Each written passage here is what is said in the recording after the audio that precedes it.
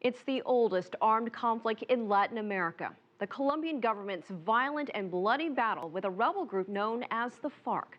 Since 1964, 250,000 people have died in the conflict, mostly civilians. Millions of others have been displaced. In November of last year, the government began a new round of negotiations with the FARC with the hope of reaching a peace agreement. However, clashes have continued, and just last month, 19 government soldiers were killed in a single day. Joining us now to discuss the peace negotiations is Virginia Bouvier, a senior officer at the Institute for Peace here in Washington, D.C. Virginia, welcome. Thank you. You know, there are 5 points under discussion here. You have land reform and distribution, FARC's political participation, ending the armed conflict, drug trafficking, and compensation for the victims. And so far, land reform is the only issue resolved. So why is it taking so long? And was the expectation that this entire process would take a long time? Well, I think the first thing to keep in mind is that reaching agreement on the land issue, on agrarian development, is really a major step. This is the issue that sent the FARC into the jungle to start some 50 years ago. They've been fighting for 50 years to get a major land reform. And the fact that the government and the FARC today can agree that something needs to be done to change the economic underpinnings of the land tenure system in Colombia is a major accomplishment.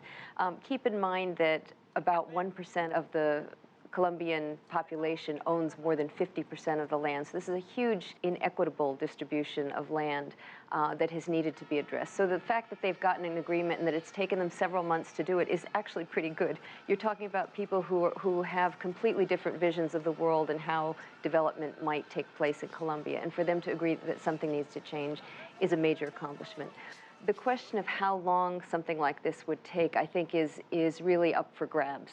You have 4 other agenda items that need to be addressed, but I think what you've had in the negotiations over the first agenda item is that they have managed to create a working relationship between the two sides that means that people can come to the table with their ideas, with their evidence to support them, with other information that might help move the discussion along. And I think that this working mechanism that they've created will bode well for being able to go quickly through some of the other agenda items. But this is still only one of 5 issues to be agreed upon. And if all 5 aren't agreed upon, then the entire deal is off. Well, those are the terms that the two sides agreed to. I think that there's tremendous pressure right now to come to agreement by November, which is when President Santos will have to announce whether he will be running for the presidency for another term next year. The likelihood that they will have everything pinned down by November, I think, is pretty low. But I think they may have a number of pieces that have been pinned down so that Santos can actually show that he's had some success at the negotiating table by then, and that may be sufficient. You know, the FARC has said that it wants to play a political role in the country. It wants to have seats and representatives in the Congress. Is this a deal breaker in these negotiations, and why is there so much resistance to this idea? Well, I don't think it will be a deal breaker in the negotiations. I think that whenever there have been peace negotiations around the world, having insurgents come into the political process is the ideal of what you want to have happen. You don't want them to be out there with their guns trying to make change happen. You want them to come into the electoral system and act under the democratic norms of the game, and to negotiate, to persuade, to make their case before the public, and to eventually either be voted out of office or be reelected to implement whatever it is they're trying to do. This is not something that should be out of question. I think what is harder is that there's a war that's gone on for some 50 years, and there are many people who've been harmed by this war. The recent historical memory centers report that 220,000 people were killed, that 80% of these were civilians. Now, these are not all FARC-imposed deaths by any means, by any long stretch of the imagination, but certainly the FARC have contributed to some of these violations, as have the government and as have the paramilitary.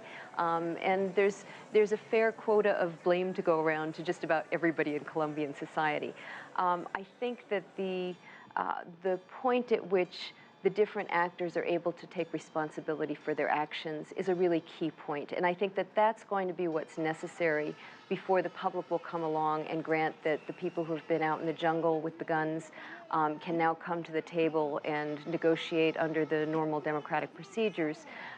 For that to happen, I think the apologies have to start coming, and we've begun to see that this last week. Well, and that's what the Colombian people want, and they're not at the negotiating table, but they want some sort of closure. They're asking for apologies from the FARC. I think this week we've started to see a breakthrough on apologies. You had the president of the country, Juan Manuel Santos, come forward and accept that the public sector has also been engaged in gross violations of human rights and international humanitarian law. You had Pablo Catatumbo, one of the guerrilla leaders in Havana, announcing, we have committed errors, some of them very grave. I think, and that he would be willing to apologize. I think we're starting to see just the beginning. And what you've seen in other peace processes in Guatemala and elsewhere is that once one side starts to accept responsibility and an apology is forthcoming, that actually is tremendously important to breaking the path towards some sort of reconciliation in the future. All right, Virginia Bouvier, we appreciate your time and your insight from Washington's Institute for Peace. Thank you.